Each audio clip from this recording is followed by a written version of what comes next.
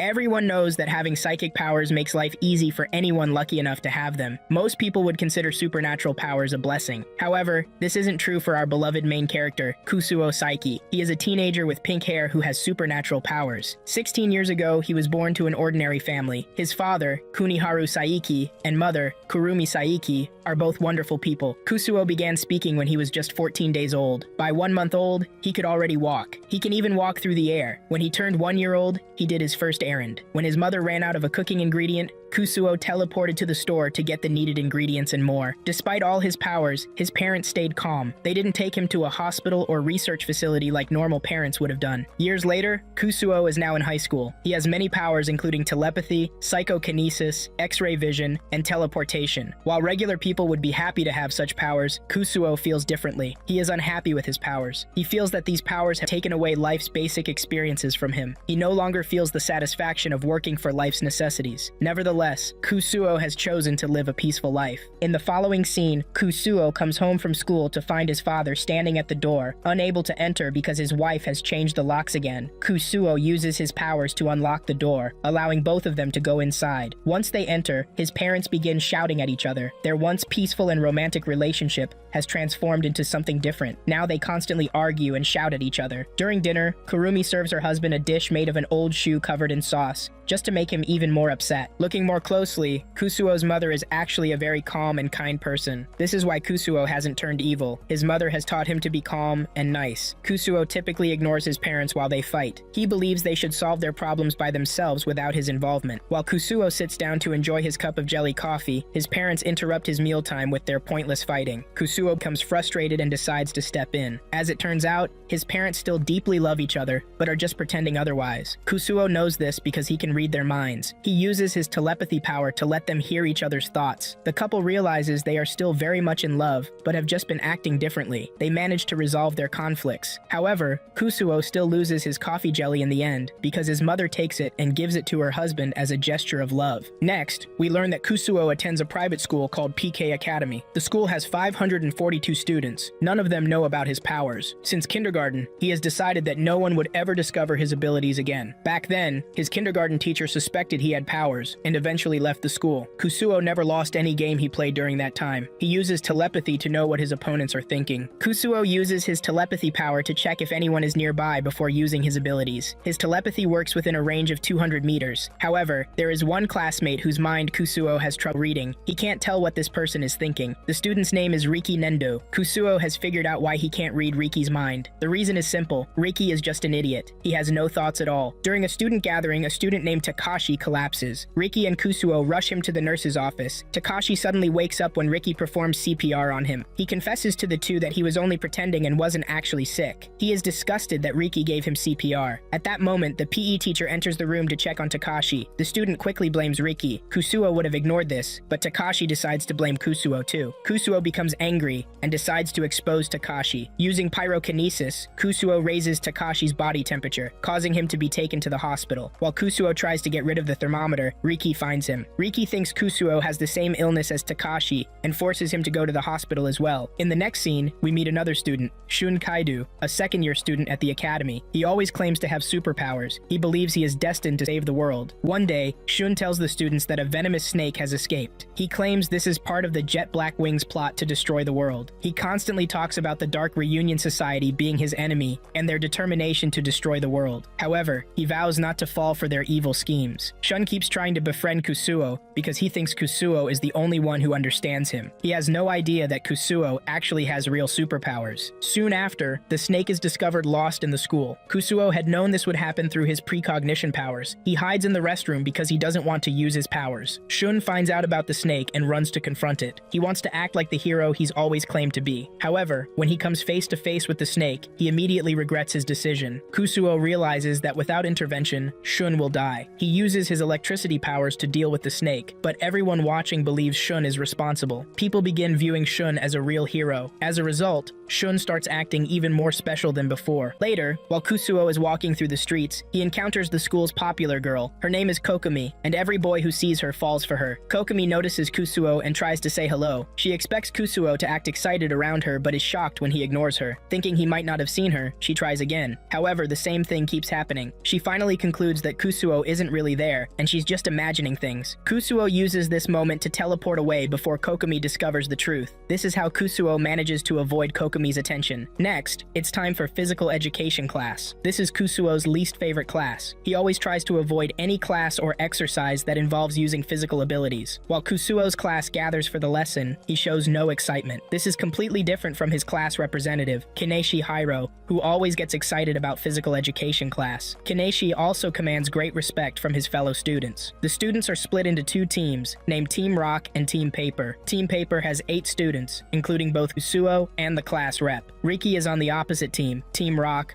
along with Takashi, Shun, and 5 other students. They are going to play dodgeball. The rules state that each team throws the ball, and any team member who gets hit or fails to catch the ball is eliminated. The game begins with Paper knocking out a member of Team Rock. Team Rock immediately targets Kusuo for elimination. Since Kusuo didn't want to play anyway, he doesn't mind being eliminated. When the ball is thrown at him, he just stands still. He lets the ball hit him, and is about to leave the field when he's called back. They inform him of the no-face rule. Since the ball hit his face, he gets another chance to play. This is unwelcome news for Kusuo, who thought he had escaped. Now Kusuo has to throw the next ball. He needs to throw it gently enough not to hurt anyone. Kusuo picks up the ball and throws it without any force, making it easy for the opposite team to catch it. Kusuo's team starts complaining that he's playing poorly because his friend is on the opposing team. Soon after, everyone on Kusuo's team is eliminated except for Kusuo and Hiro. When the next ball is thrown at Kusuo, Hiro jumps in the way and gets injured. After Hiro is taken off, Team Paper's chances now depend entirely on Kusuo. This is exactly what he's been trying to avoid, but now he has no choice. Kusuo realizes that everyone is watching him. He faces a difficult situation. If he wins the match, he'll become very popular among the students, which he doesn't want. But if he plays too badly, he'll be treated worse than a bug and become a target for bullies. Using his powers to read the observer's feelings, Kusuo realizes he just needs to maintain average performance to stay safe. Kusuo picks up the ball and throws it gently at his opponent. The opponent fails to catch it and is eliminated. Kusuo's popularity rises above average, and he decides to lose the game. Shun throws the ball at Kusuo but misses, and Kusuo ends up catching it. This makes Kusuo's popularity rise above 60% again. At this point, Hiro returns to support Kusuo, claiming his injury has improved. Together, Hiro and Kusuo win the match for their team. By the end of the match, Kusuo's popularity reaches 82%. Kusuo says he will find a way to lure it. Next, Kusuo explains why he avoids Kokomi, despite her being the most popular girl. Through reading her thoughts, he knows she's really a brat. However, there is a girl named Chiyo who catches Kusuo's attention. By reading her mind, he knows she has a crush on him. Kusuo looks for ways to make Chiyo stop thinking about him. Chiyo tries various things to get Kusuo to notice her, but Kusuo is always one step ahead. This helps him avoid falling for her plans. All of Chiyo's attempts to get Kusuo's attention fail completely. Kusuo is confident that Chiyo will eventually find someone else. Before he can finish this thought, a guy appears and approaches Chiyo. In the next scene, Kusuo's parents want to move furniture. Although they could do it themselves, they want their son to help using his powers. Kusuo deliberately handles all their requests carelessly. He does this to stop them from asking him to do simple things they can manage themselves. They ask him to tear down the walls between their rooms, but Kusuo messes it up. After much pressure, his parents accept the situation. Next, Kusuo arrives at school to find there's an emergency inspection. He isn't worried about inspections because he always dresses neatly and follows school rules. Even if he has problems, he can adjust people's thoughts for a few minutes. However, people are always surprised by the 2 short antennas on Kusuo's head. Kusuo has convinced them to believe the antennas are hairpins. This allows him to walk around without being questioned. When Kusuo was born, his pink hair was very unusual for his part of the world. Kusuo used his powers to change human ecology so that people would start having different hair colors. This way, he wouldn't be questioned or seen as different. He has also found a way to make humans evolve rapidly so they can do exceptional things. All of this is to help him blend in better with other humans. Kusuo has already had a significant impact on the world and its people. In the next scene, Kusuo encounters a street magician named Uryoku Chuno. People gather to watch his magic tricks. Kusuo can't be fooled by the tricks because he can see through all the magician's secrets. He sees the dove in the hat and the doves in the divided section of the magic box. The magician's next trick is to show he can magically move his assistant from one box to another. During trick, his assistant makes a mistake with the timing and comes out from the wrong place. The crowd leaves immediately after discovering the trick is fake. However, Kusuo stays behind. After everyone leaves,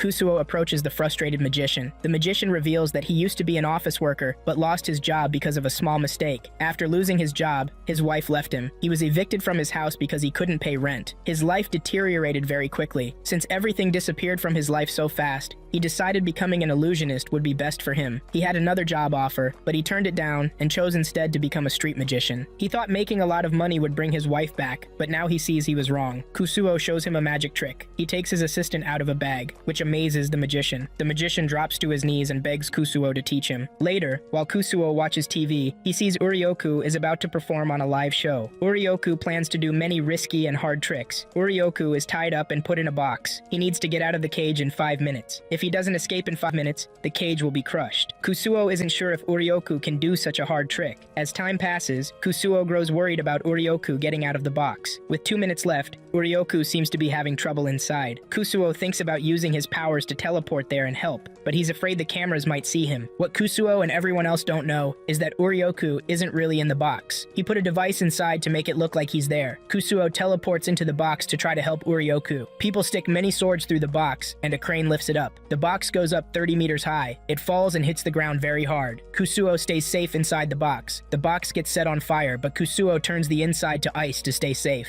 Then, a big roller drives over the box. After all this happens, the lights move to the stage to show everyone that Urioku is fine, because he escaped the box. Meanwhile, Kusuo also gets out of the box without any cameras seeing him. Urioku's show was a big hit, and everyone in the crowd clapped. Next, Shun goes into a hidden room at school. He and his friend act like they're part of a special group called Black Jet Wings, which fights against the Dark Reunion. They talk to each other in a silly, made-up language that's special to them. Shun tells how he used to be in the Dark Reunion, but left when he learned they wanted to destroy the world. More members should be at their meeting, but only these two show up. Soon after, they end their meeting, and Shun says he'll come with Kusuo tomorrow. That night, Dark Reunion members break into their rival's room and put their symbol on the wall. The next morning, Kusuo and Shun find the symbol. Shun is very upset, but Kusuo is happy because now he won't have to join their silly group. Kusuo was actually there the night before, and chose not to stop the Dark Reunion when they were putting up their symbol. In the next part, Riki visits Kusuo's house to ask him to go to the beach. He tells Kusuo's mother that he's Kusuo's friend. This makes Kusuo's mother very happy because she's never seen Kusuo with friends before. Kusuo tries to tell his mother that Riki isn't really his friend, but she doesn't listen. Kusuo doesn't want to go to the beach, but his mother makes him go. When Kusuo gets there, he finds out Hiro and Shun are there too. To avoid talking to anyone, Kusuo swims deep underwater and lies on the bottom. While he's down there, he sees Riki trying to save a woman who's drowning. Hiro and Shun jump in to help, but all 4 of them start drowning. Riki holds on to the other 3 as they sink. Kusuo slightly moves his hand underwater to push Riki's legs, which pushes all 4 of them back to the surface. Everyone calls Riki a hero after this. Back at school, Shun tells Kusuo that Riki is behaving strangely. When Riki leaves school, Shun and Kusuo decide to follow him. Riki stops at a flower shop to buy flowers. The two think Riki is going to meet a woman. He then goes to a restaurant to get takeout food. They decide to confront him because Shun thinks Riki likes young girls, but they find out they were wrong. Riki is actually visiting his father's grave. His father died before Riki was born. He died trying to save a girl who ran into the street and was hit by a truck. Riki shows them a picture, and his friends see that he looks just like his father. While at the graveyard, Kusuo can see Riki's father's ghost. He doesn't want to believe he really saw Riki's father. Since Kusuo doesn't believe in ghosts, he thinks what he saw was just light reflecting off something. When Kusuo gets home that night,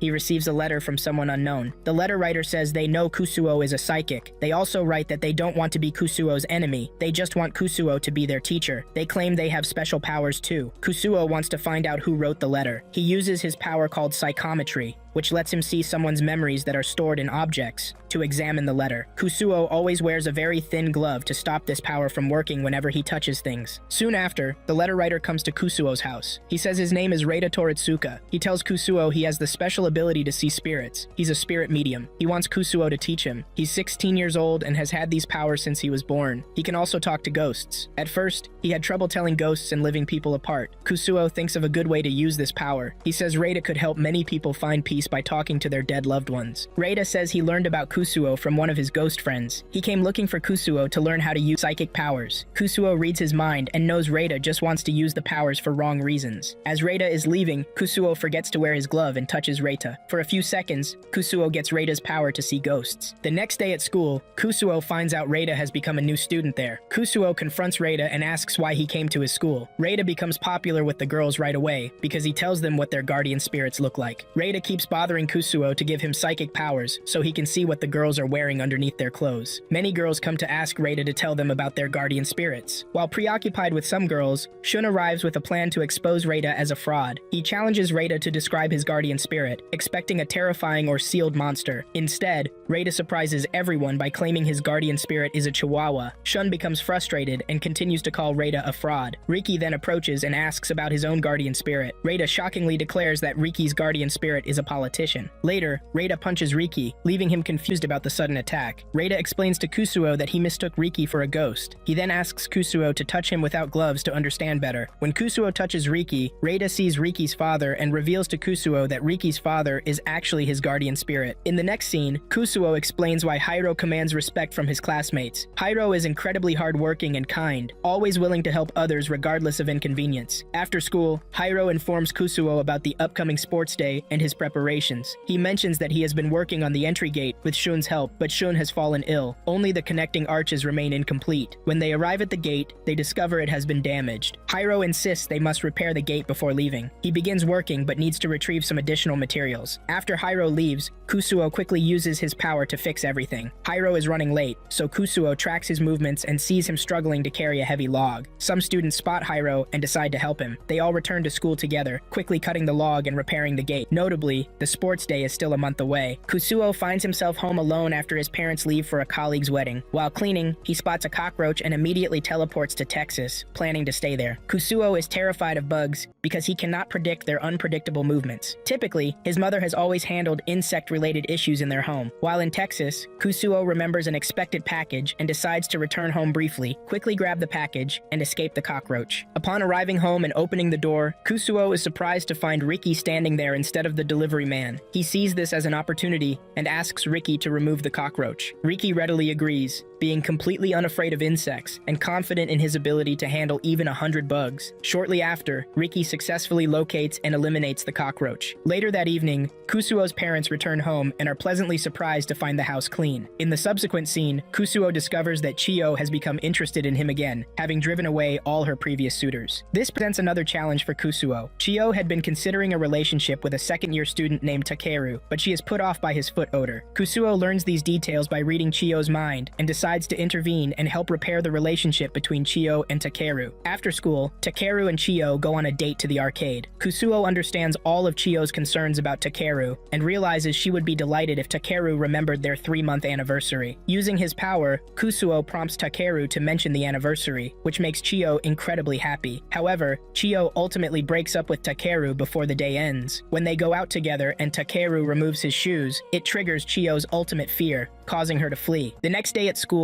Kusuo plans to leave early to catch a show he doesn't want to miss. Leaving proves challenging because nearly everyone is searching for him. Hiro wants to thank him for something from before. Shun wants to show him a new hideout. Kokomi needs to give him some papers, and others have various requests. They are scattered throughout the school, making Kusuo's escape difficult. He retreats to the restroom to strategize, using his power to discover that Hiro is even waiting for him at the school gate. With people everywhere, Kusuo feels completely trapped. Kusuo decides to become invisible. However, he will become visible if he makes physical contact with anyone, so he must be extremely careful. His plan nearly succeeds until Reita sees through his invisibility. Reita touches Kusuo, making him visible, and immediately all the people who were looking for him swarm around him. They begin simultaneously sharing what they want from him, effectively derailing Kusuo's plans to leave early. It's sports day at PK Academy, and although Kusuo planned to skip the event, his parents ensured he attended, even bringing a camcorder to capture the moments. The leaders of the different second-year classes are introduced. Haruo Sugiyama leads Class 1, Yuji Ushima leads Class 2, Kenji Tanihara leads Class 4, and Ippei Matsuda leads Class 5. Kusuo is in Class 3, and his friends are familiar with his leadership. The games commence with the 100-meter dash. Kusuo participates but intentionally finishes third. To his surprise, his team is still impressed with his performance. In the three-legged race, Sawa Kita represents the class, carrying Kokomi in his arms, and they win the event. During the ongoing races, Riki accidentally pulls one of Kusuo's head antennas, causing Kusuo to immediately pass out. His friends panic, unsure of what's happening. Simultaneously, at the Wasa space station, the entire main system unexpectedly crashes, a first-time occurrence. A research lab also experiences a system breakdown at the same moment. Shortly after, Kusuo regains consciousness when Riki pushes the antenna back into place. Concerned about the potential danger Riki poses, Kusuo contemplates eliminating him, believing he might be a significant threat. Kusuo explains the purpose of the antennas on his head. The left antenna serves as a regulation device to control his powers. He reveals that he is actually far more powerful than anyone realizes, which is why he uses the device to subdue his extraordinary abilities. Kusuo feels relieved that the antenna was only removed for a few seconds, as he fears the potential consequences of his unchecked powers. He resolves to be more cautious, and considers avoiding future sports events to prevent similar incidents. His classmates soon check on him and inform him that the tug-of-war event is next. During the match, Kusuo easily drags the opposing team, securing a win for his class. Thinking about leaving, he notices that Class 3 is still behind 2 classes in the total score. They have 2 remaining events to turn things around. The next event is the interclass beanbag toss. Kusuo uses his psychic powers subtly to help his class, carefully guiding the beans into the basket without making it too obvious. The class feels confident about their performance. However, they are shocked when the results show that Class 4 scored more points. Class 4's strategy involved dropping an entire sack of beans into the basket, which, while unconventional, was not against the rules and thus not considered cheating. The class calculates their chances and realizes they can still win the sports day competition if Class 4 finishes last in the final event, the interclass relay. Kusuo is scheduled to be the last runner to collect the baton. Initially, he shows no serious intent to compete until a student mockingly runs past him. This provokes Kusuo, who then collects the baton and swiftly passes all the runners ahead of him. Although he wins the race for his class, Kusuo collapses face down at the finish line, his body still not fully responsive. Hiro later briefs his classmates about an upcoming evacuation drill. He meticulously explains the safety precautions to follow in case of a fire hazard at school or elsewhere. Mid-discussion, the broadcast system announces a fire in the first-floor science room and advises everyone to evacuate. As students evacuate, they quickly realize this is a drill and find themselves at a dead end. Forced to think creatively, they end up breaking the newly installed shutter to escape the building. The PE teacher is stunned by their destruction of the recent installation. The students' attitude is essentially, "You asked for it, so don't complain." Kusuo confidently believes that no fire hazard could ever destroy the school as long as he is around. Days later, Kusuo is in a store, deliberating over which coffee jelly to purchase. He typically buys a specific product but is tempted by a new option. This new product costs 2,900 yen, compared to his usual choice that costs just over 20 yen. With an allowance of 3,000 yen, Kusuo carefully weighs his options. He wants to prioritize quality this time but worries about whether the expensive jelly will be worth its high price. Eventually, he decides to buy the costly jelly. Leaving the store, Kusuo hopes the jelly meets his expectations, half-jokingly thinking he'll burn down the factory if it disappoints. He becomes cautious about protecting the delicate purchase during transit. He considers teleporting the jelly home but realizes he needs to replace it with an item of similar weight and value. When he uses his teleportation power, he accidentally sends a random ball flying to an unknown location. Nearby, Kusuo notices Riki playing baseball with a child. The ball belongs to the boy, and Kusuo initially pays no attention. However, he learns that the ball was a memento from the boy's late grandfather. Feeling compelled, Kusuo goes to a restroom and uses his power to create an exact replica of the ball, down to the smallest detail, including the original autograph. He returns the recreated ball to the boy. As a gesture of appreciation for recovering his treasured ball, the boy later gifts Kusuo a coffee jelly. At school, Kusuo learns from Riki about a popular fortune-telling house in town that everyone is talking about. After school, he passes by the building and finds a long line of people waiting to enter. Surprisingly, Shun is among those waiting, which is unexpected given his previous claims of not believing in profits. Shun tries to convince himself he's there to investigate the establishment. When it's Shun's turn, he meets the fortune teller, Mikiko Clairvoyance. Kusuo is also in the room, using his powers to remain undetected. The fortune teller easily reads Shun's body language and immediately discerns his thoughts. She accurately identifies Shun's desire to make friends, which Shun confirms. She then presents him with a necklace, claiming it will help him make over 100 friends, and prices it at 30,000 yen. Shun purchases the necklace, believing it will help him become friends with Kusuo. Kusuo witnesses the entire interaction and would have remained silent if the fortune teller hadn't deliberately deceived Shun by suggesting the necklace would guarantee his friendship with Kusuo. Kusuo enters the room as the next customer. Moments later, the fortune teller rushes outside to return Shun's money and quickly flee before any further questioning. It appears Kusuo has intimidated him. Kusuo wants Shun to make friends naturally, without relying on magical objects. As Kusuo is about to leave, he encounters Riki. Shun discovers that Kusuo had been present during the entire fortune-telling incident. The trio trio decides to visit a ramen shop. On their way, they meet Kokomi, who asks to join them. Shun and Riki immediately welcome her, while Kusuo feels uncomfortable, viewing Kokomi as a significant threat. Kokomi, meanwhile, is puzzled about why she hasn't been able to get Riki's attention. Unlike other boys who typically pursue her, Kusuo remains her primary focus, and she is determined to make him acknowledge her that day. They arrive at the ramen shop Riki recommended, which looks extremely unappetizing. Kokomi begins contemplating an excuse to leave, planning to claim something urgent has come up. When Shun criticizes the shop's appearance, Kokomi realizes she can't exit without compromising her image of being a composed, elegant girl. She tells Shun not to worry and declares herself ready to eat. The ramen looks even worse than she anticipated. Despite her revulsion, Kokomi feels compelled to eat, wanting to prove herself as the perfect woman. Her determination surprises even Kusuo, who is shocked by her commitment to maintaining her facade. In the next scene, Reita shares his experiences with his supernatural power. He uses ghosts as his informants, observing and listening through them. Reita notes that ghosts are actually much nicer than people typically believe. In one instance, he asked a ghost to help him peek at a girl's underwear, but the ghost refused, citing an invasion of privacy. Some girls approach Reita seeking help because their gym clothes have been stolen. Eager to gain their favor, Reita begins investigating. He discovers that a ghost is responsible for the theft due to his mischievous nature. The ghost begs Reita not to return the clothes and offers to leak upcoming exam questions as compensation. Despite the tempting offer, Reita declines, knowing that Kusuo is aware of everything happening in the school. While attempting to retrieve the clothes, the girls catch Reita in the act. They immediately assume he is the thief, beat him up, and retrieve their gym clothes before leaving. The ghost tries to console Reita,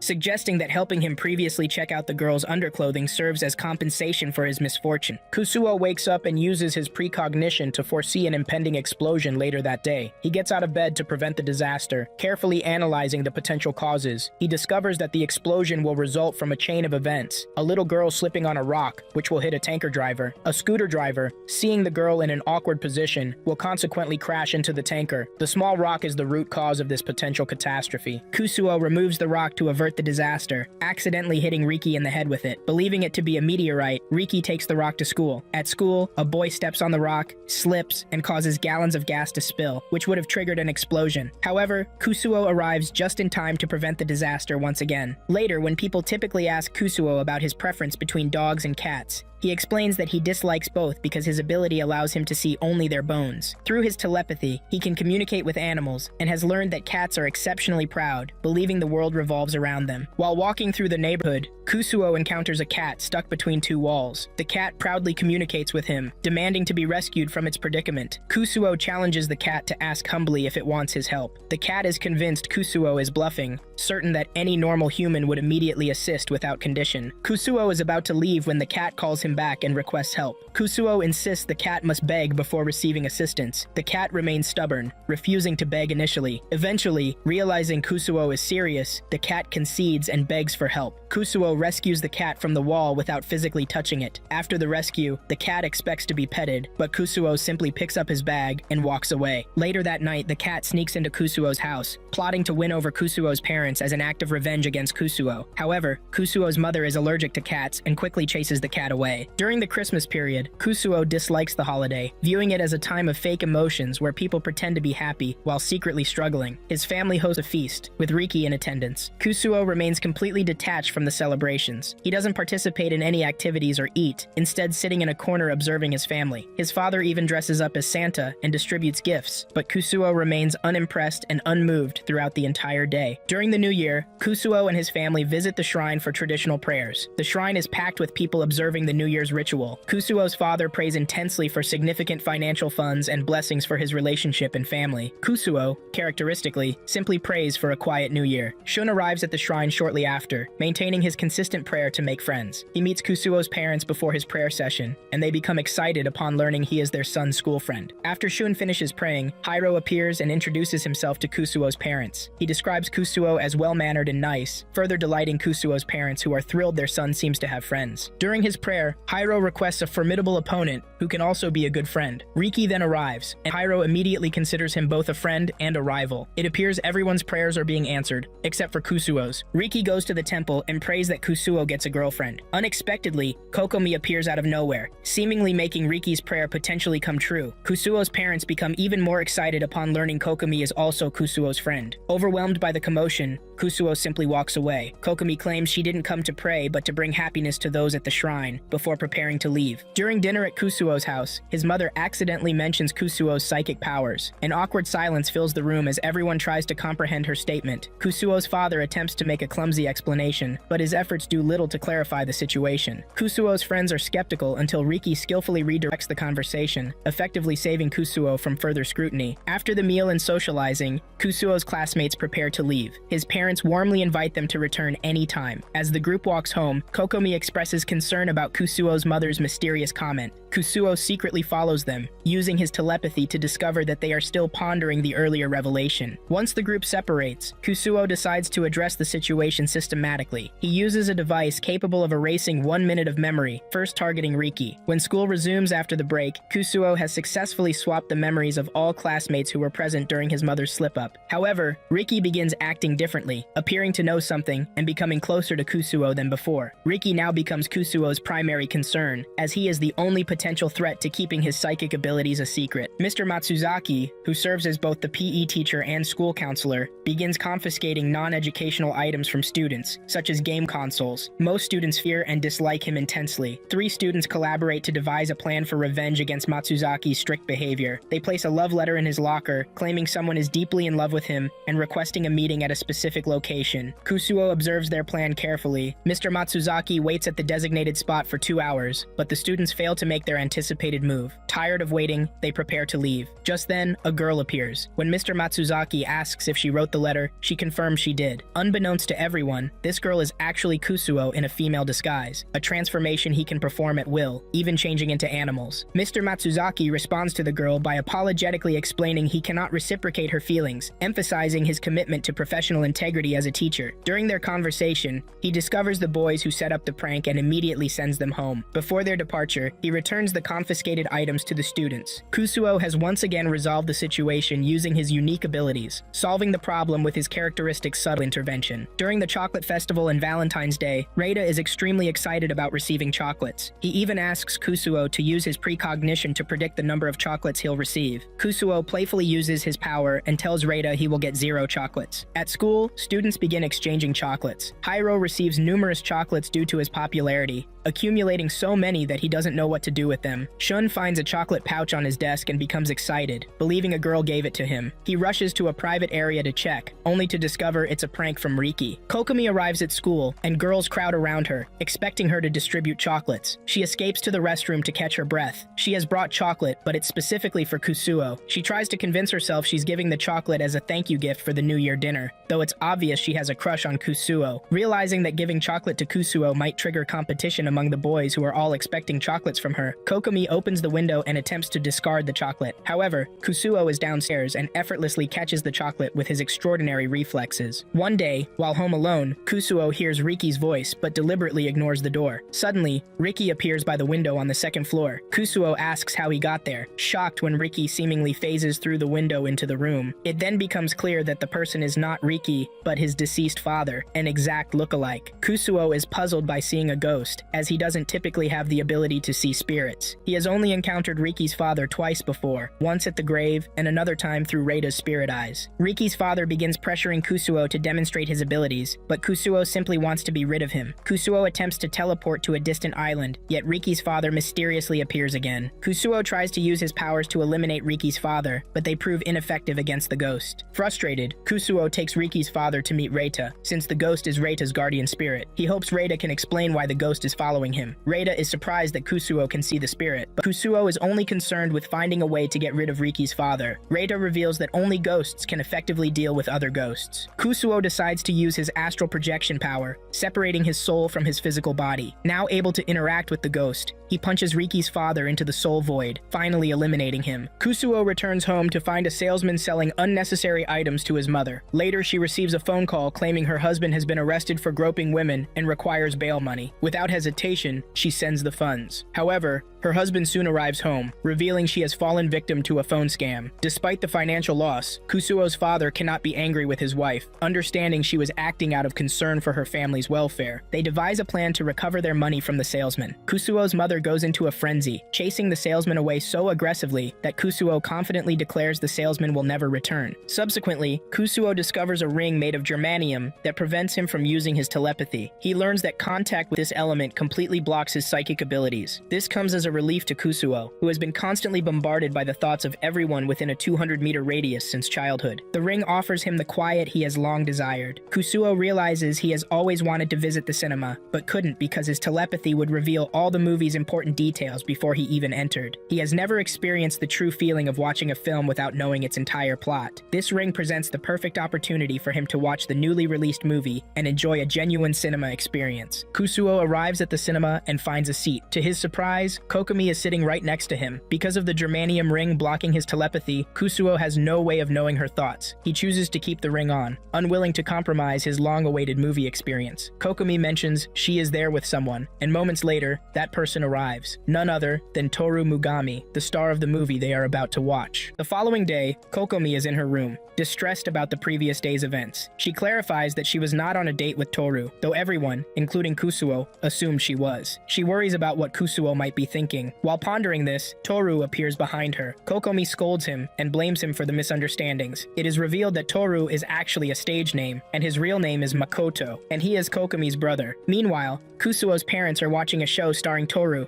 of whom they are big fans. The doorbell rings, and upon opening, they are shocked to find Toru at their doorstep. Toru explains his real reason for visiting. He is Kokomi's brother, and is concerned about rumors suggesting he and Kokomi are a couple. This revelation excites Kusuo's parents even more, as they interpret it to mean Kokomi sees Kusuo as a potential romantic interest. After Kusuo's parents leave, Toru and Kusuo are left alone to talk. Toru's eccentric personality quickly becomes apparent. Toru tells Kusuo to stay away from his sister, claiming he has been taking care of her since childhood and will be the one to marry her. His statement reveals a deeply disturbed mindset. While Toru is speaking, Kusuo uses his telepathy to summon Kokomi to his house. She arrives and is surprised to see her brother. Immediately, she understands that Kusuo now knows about her concerns regarding him. She tells her brother that she hates him and storms off. This completely devastates Toru, who feels he has just lost his sister. During the school exams, Kusuo typically uses his telepathy to cheat, carefully ensuring he scores just average to avoid drawing attention. Before the test, the teacher warns that failing 3 subjects means repeating the class, which worries everyone about Riki. During the exam, Kusuo is surprised to see Riki answering questions correctly. He realizes Riki's father is helping him. When the results are announced, everyone is shocked that Riki places 90th among 181 students. Kusuo intentionally scores 91st, precisely where he aimed to be. Riki later reveals that the pencil he used belonged to his father. Later, Kusuo encounters Urioku,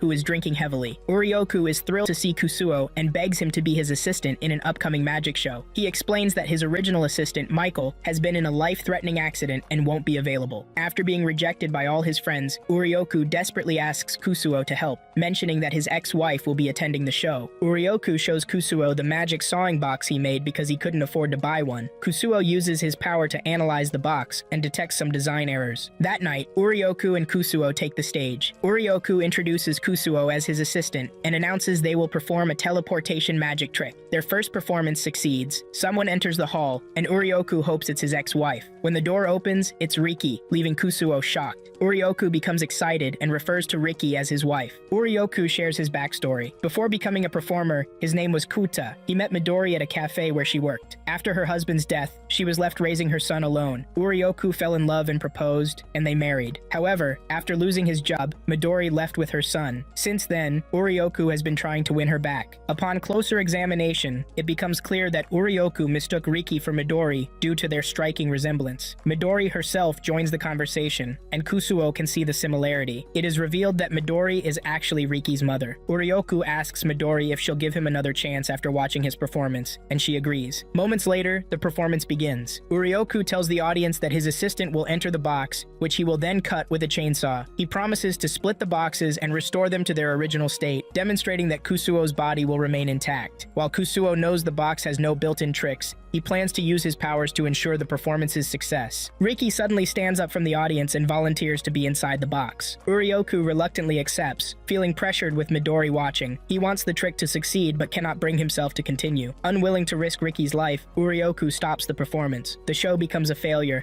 and angry audience members leave. After everyone departs, Midori approaches Urioku. She appreciates his integrity and promises to attend his show when he can guarantee its safety. Kusuo visits a cafe to enjoy coffee jelly. The waitress drops her up upon seeing him. It's his classmate Mera. She panics, knowing students are forbidden from having part-time jobs. Mera begs Kusuo not to expose her, explaining that her poor parents need her help. After leaving the cafe, Kusuo uses his power to change the school rules, permitting students to work part-time jobs. During the school's physical fitness test, students undergo various routines like power throw and agility tests. Hiro now considers Riki his formidable rival. Riki defeats Hiro in the power throw, but Hiro believes he'll match Riki in the agility test. Hiro champions the grip test, while Kusuo carefully maintains an average score. In the final test, the forward bend, Hiro is determined not to lose, which would mean an automatic victory for Riki. Hiro ultimately wins and shakes hands with Riki afterward. Kusuo notices the brown cat he previously rescued has returned to his house. The cat strategically targets Kusuo's father, who loves pets, as part of his plan to eventually get Kusuo to pet him. Having already won over Kusuo's father, the cat is determined to complete his mission by any means necessary. Meanwhile, Kusuo is actively seeking ways to get rid of the cat. An ash-colored female cat soon appears in the neighborhood. Kusuo sees an opportunity to use the female cat to distract the brown male cat, who is already interested in her. Transforming into a cat himself, Kusuo offers to help the brown cat win the female's affection. He promises to mentor the cat and show him how to attract her. The brown cat agrees and follows Kusuo's instructions. However, everything Kusuo suggests backfires. Surprisingly, the female cat becomes interested in Kusuo instead of the brown cat. As time passes, Kusuo's father becomes increasingly attached to the cats, naming the brown cat Amp and the female cat Puss. He cares for them outside the house to avoid triggering his wife's cat allergies. Kusuo is incredulous that his father has so readily taken in these two cats, completely unaware of the complicated feline drama unfolding in his own backyard. Kusuo explains that he has stopped playing popular games because his telepathy reveals their plot twists and spoilers. As a result, he now plays cheap, unpopular games with nonsensical storylines. He does this simply to keep himself occupied when bored. Initially, the games seem uninteresting, but after some time, Kusuo becomes accustomed to the graphics and gameplay. Eventually, he finds himself genuinely enjoying the game, smiling as he plays. After a long day of playing the Olfana game, Kusuo finally completes it. His game controller has become faulty from intense pressing and squeezing, but this poses no problem for Kusuo,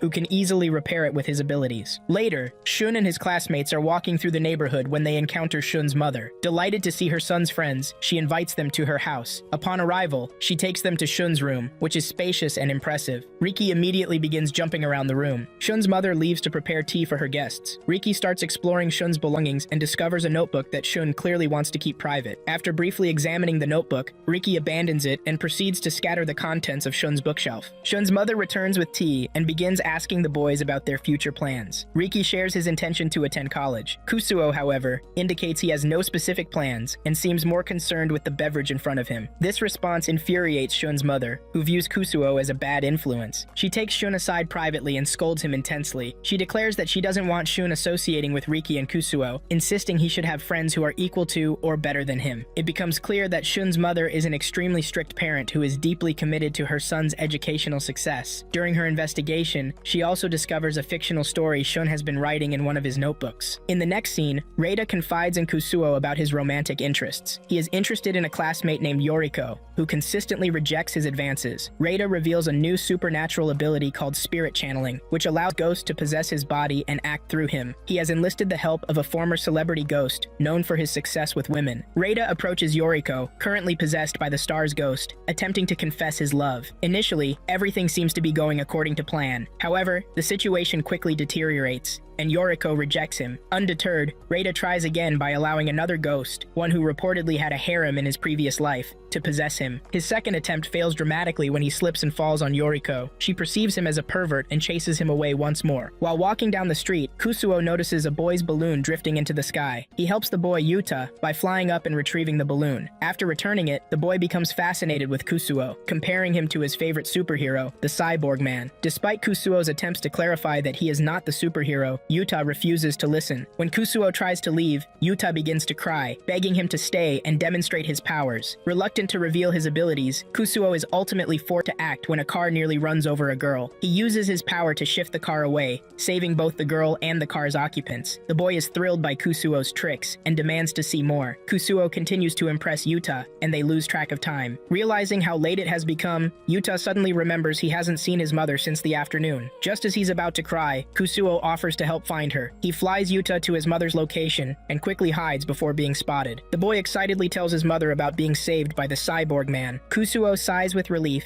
and heads home. To his dismay, he discovers the boy and his mother have moved into the house next door, the Iradatsu family. Yuta immediately recognizes Kusuo and tells his mother that he is the cyborg man he had been talking about. Kusuo realizes he is now in a complicated situation. One morning, Kusuo's father, Kuniharu, discovers he is late for work at a publishing company that produces manga. He begs Kusuo to teleport him to work to avoid being reprimanded by his boss. Kusuo reluctantly agrees and teleports his father to the building's roof. As Kusuo prepares to leave, his father insists he come inside to meet his co-workers. They walk down to the chief editor's office. The editor, Onumatsu, is about to scold Kuniharu, but stops when Kuniharu claims he was late because his son wanted to meet the editor-in-chief. He adds that Kusuo is a fan of Onumatsu's works. Impressed, Onumatsu forgets to reprimand Kuniharu. Kuniharu then tours Kusuo around the office, showing him various manga editions. Kusuo quickly becomes bored and announces he is leaving. Despite his father's protests, Kusuo cannot be stopped. At least he got to see his father's workplace. During summer break, Kusuo is enjoying his solitude at home when Yuta and his mother arrive. Yuta's mother is going out and wants Yuta to stay with Kusuo. After she leaves, Yuta excitedly explores the house, thrilled to be in the same space as the cyborg man. Yuta brings out a cyborg man movie and asks Kusuo to watch it with him. While Yuta plays the movie and becomes engrossed in the scene where the cyborg man defeats Baron Cola, Kusuo remains disinterested,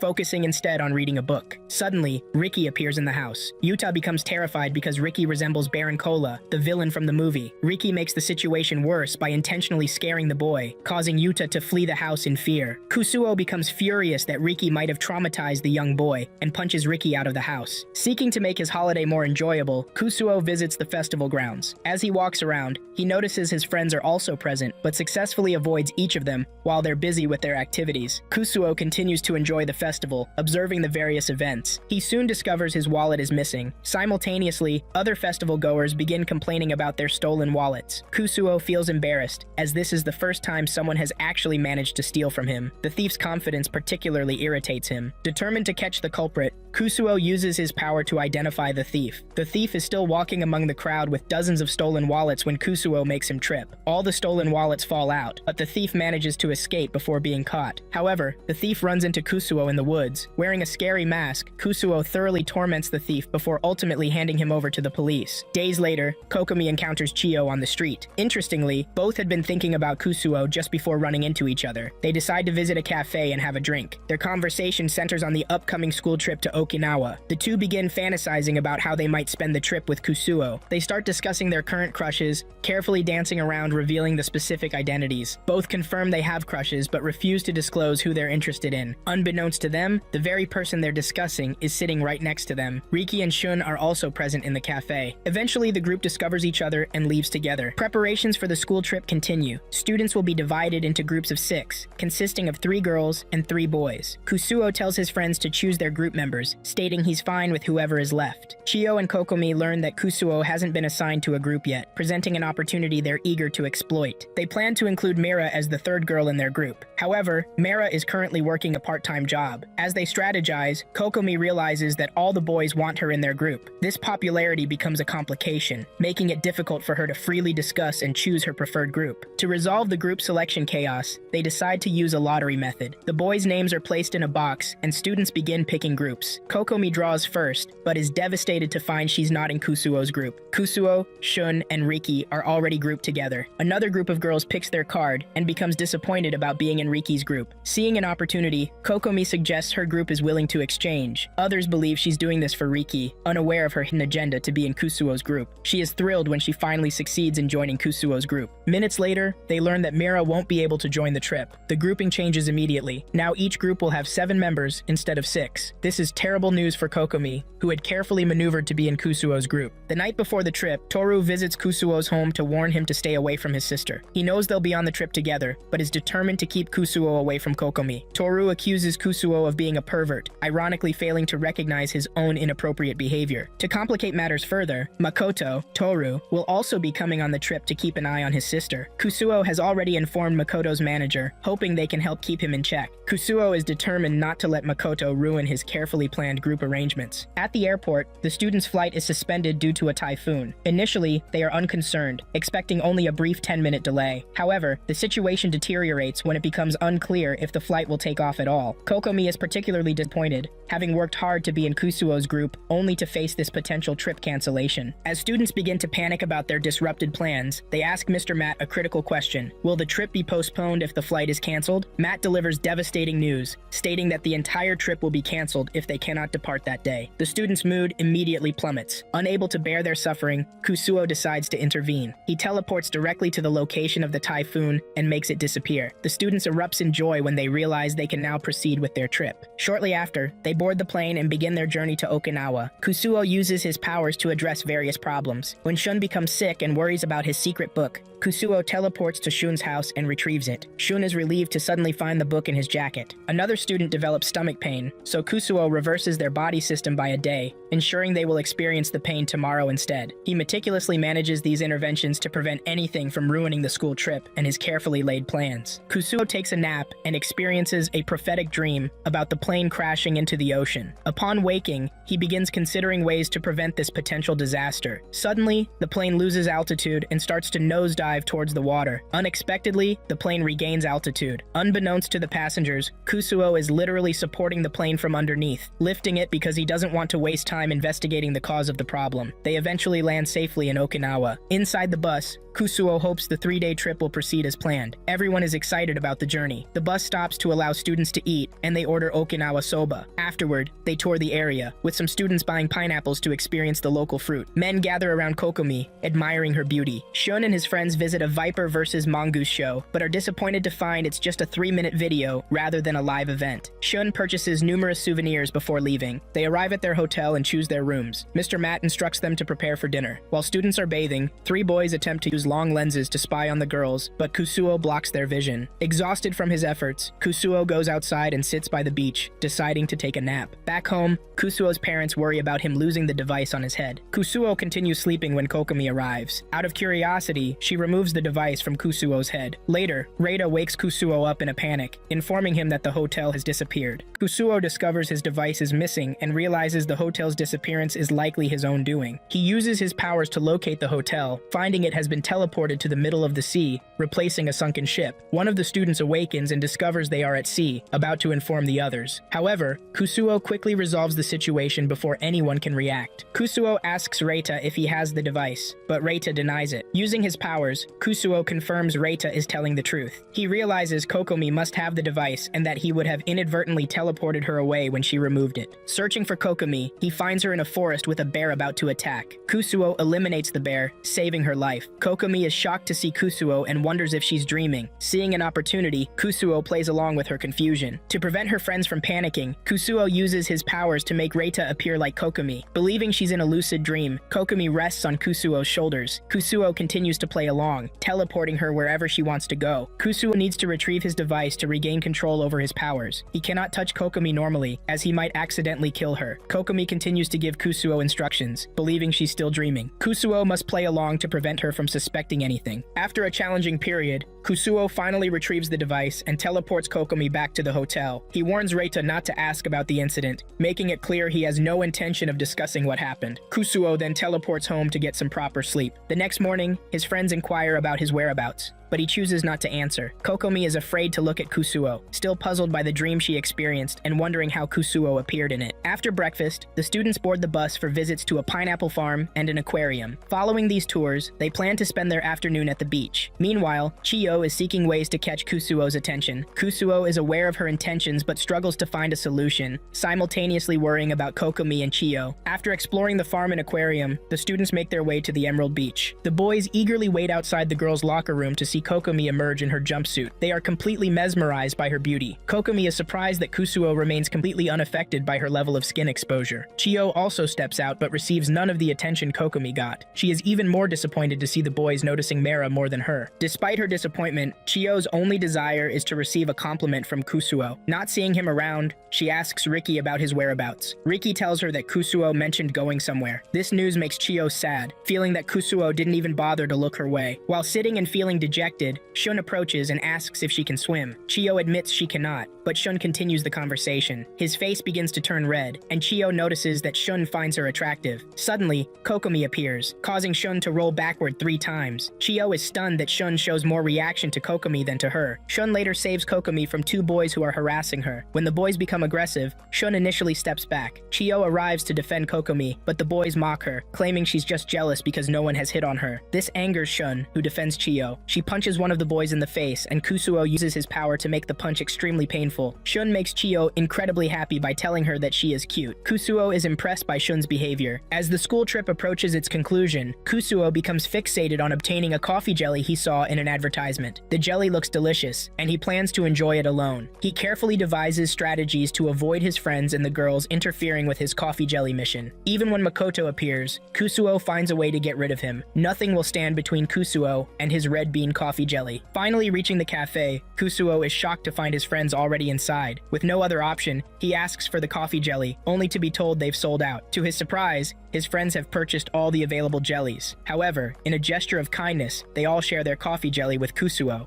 and he ends up with an even larger portion than anyone else. Kusuo considers the mission a success and wears a satisfied smile. Sometime later, a teacher introduces a new transfer student to the class. The student writes his name on the board, Aaron Kuboyasu. He appears to be a civil and law-abiding student who makes jokes, quickly gaining popularity among his classmates. Kusuo soon discovers Aaron's hidden truth. Aaron is actually a troublemaker, the reason for his transfer from his previous school. He frequently causes problems and gets into fights. Kusuo resolves to monitor Aaron closely and ensure he is transferred away if he creates any trouble for the academy. As Aaron walks through the school, he struggles to control his violent impulses. He bumps shoulders with a student and nearly hits someone with a fire extinguisher before restraining himself. When he encounters Riki, he feels tempted to fight but manages to hold back. Aaron intervenes when he catches a bully threatening a student, dealing with the situation decisively. Kusuo witnesses everything, having been following Aaron around. A week after transferring, Aaron is relieved that no one has discovered his past as a delinquent. Worried about making friends, he tries to talk to Kusuo but is brushed off. Shun approaches Aaron, and they quickly become friends. Reita might have gotten along with him, but Aaron is not as perverted as Reita. When Kokomi speaks to him, Aaron loses his composure, having never seen someone so elegant. That same day, Aaron befriends Hiro. He becomes curious about Kusuo after hearing that even the strong Hiro couldn't defeat him. He's surprised to discover that all students are trying to be Kusuo's friend, realizing Kusuo is subtly pulling the strings. In the next scene, Shun and Kusuo accompany Riki to his father's grave. Kusuo remains puzzled about his ability to see Riki's father. Midori arrives during their visit, stunning Shun,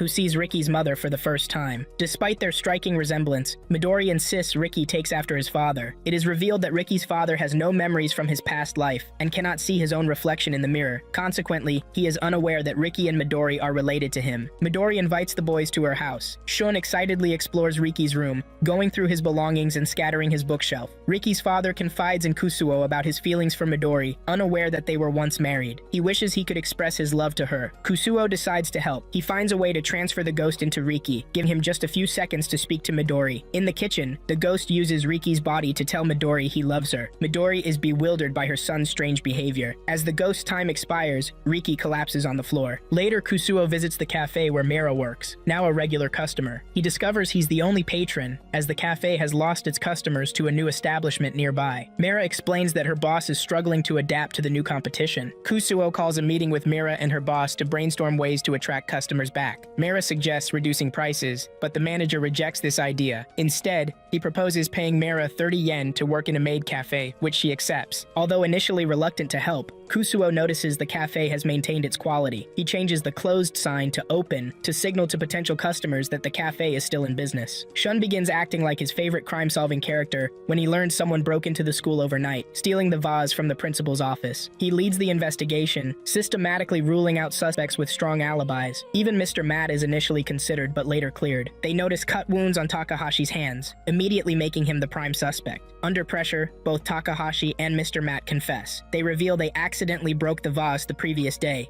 and returned to school to fix it. Takahashi received the cuts while attempting to repair the vase. They apologize to the principal for their actions. As the school festival approaches, Kusuo's class brainstorms potential events. Hiro solicits suggestions from the students. Various ideas are proposed, including a maid cafe and a zombie-themed event. One student shows an unusual rock he found in the schoolyard, prompting a suggestion to gather more unique rocks as an exhibition theme. Multiple suggestions are considered, but none gain unanimous support. Kusuo decides to take action. Using his powers, he brings down a meteorite into the classroom, stunning his classmates. Someone then proposes displaying the meteorite alongside the unusual rocks found in the schoolyard, establishing the exhibition's theme. Reita approaches Kusuo about forming a band for the festival, initially met with Kusuo's refusal. However, Reita eventually convinces Kusuo to join. Reita introduces Kusuo to the other band members, and they practice together. Their performance is surprisingly beautiful, impressing even the band members themselves. Kusuo leaves before the practice session ends. The band claims they don't need him, but Reita understands the truth. Kusuo used his telepathy to synchronize their sounds and voices perfectly. The band sounds exceptional because of Kusuo's hidden intervention. Kusuo is concerned about the band's lack of skill, believing they could improve with practice. However, the band refuses to practice, convinced of their own excellence. They avoid rehearsing until the day of the festival. Students begin bringing rocks for the exhibition. The principal then addresses the students, and Kokomi is crowned Miss PK for the year. Kusuo and his friends decide to explore the school's various festival events, including haunted houses and maid cafes. The trio visits one of the haunted houses. The first scare actor faints upon seeing Riki, making for a comical failure. Another scare actor appears and successfully frightens Shun, who passes out and remains unconscious until they leave the haunted house. Kusuo visits the restroom to wash his face. After removing his glasses, he looks up to find Riki wearing them. This creates a serious problem for Kusuo, as he wears the glasses to protect people from a dangerous power, his ability to turn anyone he directly looks at into stone. Riki immediately turns to stone, and the glasses also petrify and break. Kusuo considers solutions, contemplating turning back time, but realizing it won't resolve the issue. He understands that the petrification will naturally wear off after a day, with the affected person having no memory of what occurred during that time. Kusuo's father arrives, bringing another pair of glasses. Initially unaware that the stone is actually Riki, he admires what he believes to be a well-crafted statue. Midori enters the room, and Kusuo and his father are anxious about her potential reaction. Surprisingly, she too fails to recognize the stone as her son, instead suggesting they display it as a festival attraction. When the statue is exhibited, the principal declares Class 3 as having the best class attraction. Everyone is impressed by the intricate details and quality of the carving. Kusuo becomes hyper-focused on ensuring the statue remains intact, knowing Riki's life depends on it. During the exhibition, Yuta plays near the statue, causing it to nearly fall. Kusuo quickly jumps underneath, absorbing the shock and preventing the statue from breaking. Days later, Riki is back to his normal self. Riki, Shun, and Kusuo are out as usual, heading to a party Hiro invited them to. They struggle to get directions, with Hiro speaking incoherently on the phone. The trio wanders around town, increasingly lost as time passes. Eventually, they are directed to a dark alley. Walking through, they emerge at what appears to be an old house. Upon entering, they are surprised to find a modernized party room. Hiro enthusiastically welcomes the boys, and the party begins. Kusuo is impressed by Riki and Shun's persistence in finding the location. One morning, Kokomi discovers Makoto in her bed, which infuriates her. She stops speaking to him again. Later, Makoto approaches Kusuo seeking help, maintaining his arrogant demeanor despite essentially begging for assistance. Makoto explains that Kokomi is not talking to him and needs Kusuo's help. A movie set is scheduled to be in the neighborhood the next day. Makoto wants to prevent the film industry from discovering Kokomi, fearing she might be scouted and become a big actress. Kusuo agrees to help, not out of fondness for Makoto, but because he knows Kokomi's potential fame could lead to fans gathering at the school gate, creating complications. Kusuo finds Kokomi at school and informs her that her brother has come to see him. He advises her not to go to the neighborhood. Kokomi immediately assumes Makoto is causing trouble for Kusuo. More importantly, she is thrilled that Kusuo has spoken to her directly. She suggests an apology date. Using his powers, Kusuo realizes Kokomi might faint if he refuses, so he agrees to the date. They head to the mall street, struggling to find a suitable restaurant. Eventually, they find a cafe and enter. As usual, men begin gathering around Kokomi. Kusuo realizes the movie people are approaching the neighborhood, creating urgency to leave. Just as he contemplates an escape, the director parks outside the cafe. Kusuo changes the sign to closed to deter them, and finds a way to get Kokomi out. He can't go to the train station because the film cast might be there. Kokomi notices Kusuo's conflict and suggests going to a bowling center, which Kusuo reluctantly accepts. They visit several date locations. In one mall, Kusuo encounters Makoto, who is furious about Kusuo being on a date with his sister. Kusuo quickly grabs Makoto and runs away. Although Makoto chases them, Kusuo uses his power to make himself and Kokomi invisible. Kokomi is having the time of her life, especially since Kusuo is holding her hand. On December 24th, Christmas Eve, Kusuo dresses as Santa and distributes gifts. This was typically his father's responsibility, but since his father is injured, Kusuo volunteered to prevent his mother from taking on the task. He visits houses quickly using his powers, arriving just in time for children eagerly awaiting Santa. Kusuo efficiently distributes gifts to all houses in town. At the last house, a boy wishes for Santa to reunite his parents. Kusuo explains this is impossible, but drops a gift and subtly stops the parents from fighting. The Santa mission is a complete success. As the new year begins, everyone exchanges gifts. Kusuo receives his New Year allowance and decides to buy a new TV, as his current one has been malfunctioning. He has been repeatedly turning back time whenever he wants to use the existing TV, realizing it's time for a replacement. At the electronics store, a salesperson shows Kusuo various large, expensive TVs and gaming models. After thoroughly examining the store, Kusuo selects a small TV that meets his preferences. The salesman attempts to overcharge him, but Kusuo proves too smart to be swindled. The salesman tries multiple tactics to extract extra money from Kusuo but fails. However, he finally succeeds when advertising a jelly maker. Kusuo cannot resist the temptation and buys the product, ironically paying more for the jelly maker than the TV itself. When school resumes, Kusuo and his friends start sharing their break experiences. Reida proudly tells Kusuo about earning money by ringing the shrine's bell for visitors. Chiyo feels anxious about gaining a bit of weight, worried that Shun might not like her appearance. However, she feels relieved when she realizes the towel is contributing to her weight. Kokomi is upset outside her house, having sent Kusuo a New Year's letter. She's worried because he hasn't responded and tries to convince herself that he's just having trouble writing back. Unbeknownst to her, Kusuo is nearby, hesitating about giving her a letter that might negatively impact her perception of him. One morning, Shun is walking to school when he spots Aaron in the distance. As he's about to approach, he sees some troublemakers surrounding Aaron. Shun considers getting help, but is stunned when Aaron effortlessly handles the crooks. This reveals a hidden side of Aaron that Shun never knew existed. Doubting Aaron's true nature, Shun decides to take a different route to school to avoid him. When Shun arrives at school, he's visibly disturbed by his earlier encounter with Aaron. His anxiety intensifies when Aaron tries to talk to him. Shun becomes so nervous that he hides behind Riki whenever Aaron approaches, seeing him as a threatening figure. Riki is puzzled by Shun's strange behavior. In the locker room, while changing for physical exercise, Shun is shocked to discover Aaron's muscular physique hidden beneath his clothes. This only increases Shun's suspicion that Aaron is a delinquent. During the baseball game, Aaron's bad holding technique further convinces Shun of his dangerous nature. After the game, Shun is seen caring for a homeless dog, which makes him start questioning his assumptions about Aaron. Later, Aaron and Kusuo are walking home when they encounter some troublemakers. The crook demand money from them. Initially defiant, Shun becomes submissive when their leaders appear with a staff. The leader threatens them to hand over their wallets or face consequences. Shun quickly complies, dropping his wallet to avoid trouble. Kusuo also surrenders his wallet under pressure. Kusuo finds an opportunity to escape and runs away, not wanting to confront the crooks. The thugs mock him for abandoning his friend. This provokes Kusuo's anger, and he's about to retaliate when Aaron arrives. Kusuo sees this as a chance to let Aaron handle the situation. Aaron is visibly angry seeing Shun in trouble. Despite wanting to be a normal guy, he can't stand by while his friend is in danger. He fights the crooks, easily knocking them all out. Shun is touched that Aaron would protect him and considers him a true friend. Shun then openly admits that he knows about Aaron's hidden side. The two shake hands on their way home. Days later, Shun, Riki, and Kusuo visit an arcade. Kusuo reminisces about his mother taking him there when he was younger, recalling his love for whack-a-mole. Shun and Riki start playing a modern ping pong game. What begins as a fair match quickly turns competitive. Shun ultimately wins, and Riki accepts defeat. Feeling guilty, Shun is troubled by Riki's easy surrender. A few days later, Shun, Kusuo, and Aaron enter a convenience store. They are surprised to find Riki working at the counter. They wonder how someone struggling with basic arithmetic could be hired. The store manager explains that Riki actually saved him when he collapsed on the street, which led to Riki being given a part-time job. The manager suddenly fires Riki on the spot, citing numerous customer complaints. Despite thanking Riki for past help, he insists Riki cannot continue working there. Afterward, Riki tries finding another job but gets fired again. He then tells his friends about needing money for his mother's birthday, explaining how she has been struggling to support their family. Shun and Aaron decide to help Riki find employment. However, they end up making things worse and mess up every opportunity. Kusuo is amazed at how ineffective they are, finding them even less capable than Riki. The school marathon is the next event. Kusuo plans to finish in an average position. The race begins with Hiro looking like the top runner. He leads until Riki catches up, which surprises Hiro since Riki had stopped for a drink. Hiro starts wondering if Riki is even human. Hiro uses all his strength to run, but Riki treats the race casually. Despite this, Riki keeps pace with Hiro. Many students drop out during the race. Kusuo secretly uses his powers to help the struggling runners, careful not to draw attention to himself. Near the race's end, Riki would have won if Hiro hadn't tricked him into looking away. Hiro wins, with Riki coming second. Kusuo deliberately finishes in 45th place, exactly as he planned. Meanwhile, the girls' marathon is happening at another location. Kokomi arrives at Kusuo's house to receive cooking lessons from his mother. Nervously, she rings the doorbell, and Yuta answers. As she enters, she feels uncomfortable because Kusuo's mother treats her like Kusuo's girlfriend. Kokomi tries to act calm, but Kusuo knows exactly exactly what she's thinking. Yuta initially acts rudely towards Kokomi, which worries her. However, his attitude changes when Kokomi brings a cake for him. After eating and enjoying the cake, Yuta thanks her and calls her auntie. This completely surprises Kokomi, who never expected to be called an auntie. She decides to get revenge and make Yuta appreciate her beauty. Unexpectedly, Yuta becomes attached to Kokomi before she leaves. In the next scene, Kusuo is at a cafe. After finishing his order, he realizes he doesn't have his wallet. He considers calling his parents but doesn't want to disturb them. Kusuo decides to teleport his wallet by exchanging items of equal value. He starts teleporting things from his parents and friends, causing trouble for everyone. For instance, he teleports his father's belt, making his trousers fall, and his father gets accused of being a pervert. After gathering enough materials to pay for his meal, Kusuo realizes it would have been much easier to simply wash dishes at the cafe. Kusuo is reading a book in the sitting room when his father arrives to show him a bot he has been working on. Suddenly, the bot breaks apart, and Kusuo's father immediately suspects Kusuo. Kusuo denies being responsible. The real culprit is Amp, who has come to check on the family after a long time. Kusuo uses his power to help fix the bot. Kuniharu quickly forgets about Amp's actions and rushes to bring him water and cat food. While Kuniharu is gone, Kusuo grabs the cat and throws him outside. The cat tries to re-enter but fails. When Kuniharu returns, he finds the cat unconscious outside the house and calls Kusuo's attention to it. Kusuo scans the cat with his power and discovers a tiny piece of the bot's part inside the cat's body. To save the cat, Kusuo shrinks himself and enters the cat's intestine through its mouth to remove the harmful object. After saving the cat, Kusuo refuses to return to his normal size. His father sees this as an opportunity to step on him, but ends up falling over instead. While tiny, Kusuo encounters a cockroach and becomes terrified. The cat unexpectedly saves him by killing the bug. Grateful for this, Kusuo pets the cat for the first time. Kusuo encounters Kongu, a third-year student who typically extorts him for money. Just as Kongu is about to demand money again, Mr. Matt appears and scolds him. He orders Kongu to fix his haircut or face disciplinary action, even threatening to fail him if he doesn't comply. Kongu claims he was trying to get money from Kusuo to pay for the haircut, but Mr. Matt refuses to accept this excuse. Despite Kongu's bad behavior, Matt still wants him to graduate. Later that day, Kusuo finds Kongu attempting to extort other students. Kusuo uses his power to fill Kongu's head with scary thoughts, forcing him to leave the people alone. After failing to get money from others, Kongu decides to use his own money for a haircut. Kusuo is surprised that Kongu actually has his own money, but still prefers to collect from others. In the salon, Kusuo uses his power to make Kongu fall asleep during the haircut. Kongu wakes up to find himself with a very short haircut and nearly attacks the barber in anger. Mr. Matt sees Kongu's new haircut and is impressed. He then tells Kongu to fix his uniform or risk not graduating. Kusuo doesn't believe someone like Kongu deserves to graduate. When Kongu later tries to harass Kusuo, Kusuo uses his power to show Kongu how hard Mr. Matt has been protecting him from deserved punishment.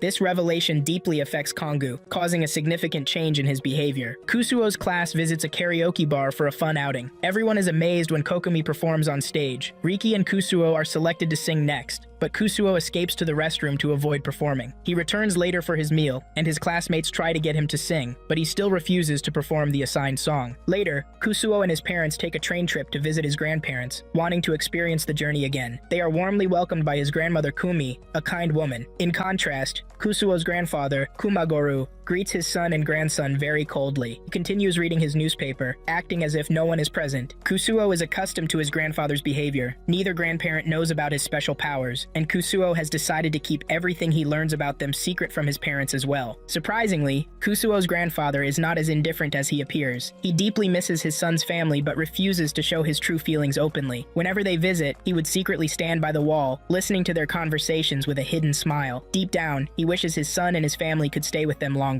Kumagoru carries a picture of Kusuo in his pocket. He overhears Grandma asking Kuniharu if they will stay for a couple of days. The grandfather silently hopes they will stay, but Kuniharu explains they must leave the next day. Kumagoru goes to the living room, pretending to have forgotten his newspaper. When Grandma asks if he wants his son to stay longer, he again pretends not to care, telling them they are free to do as they wish. Later, Kumagoru secretly dances in his room, excited about spending 3 days with his son and family. As usual, he eavesdrops on their conversations. He hears them ask Kusuo to bring tea. He becomes happy at the prospect of talking to his grandson. Kusuo enters with tea, but Kumagoru finds it extremely difficult to express his true feelings. Kusuo leaves the room, and the grandfather immediately regrets his emotional restraint. Kusuo senses his grandfather's regret and decides to return. Understanding that his grandfather has been this way his entire life, Kusuo re-enters the room. They sit together, silently sharing snacks and exchanging meaningful looks, creating a moment of unspoken connection and understanding. Kusuo recalls a memory of his grandfather taking him to an an amusement park when he was younger. The next day, the family plans an outing. While Kuniharu and the others want to visit a hot spring, Grandpa suggests going to the amusement park instead. His goal is to impress Kusuo and encourage future visits. They are surprised to find the park completely empty and run down. Kuniharu believes the rides are unsafe,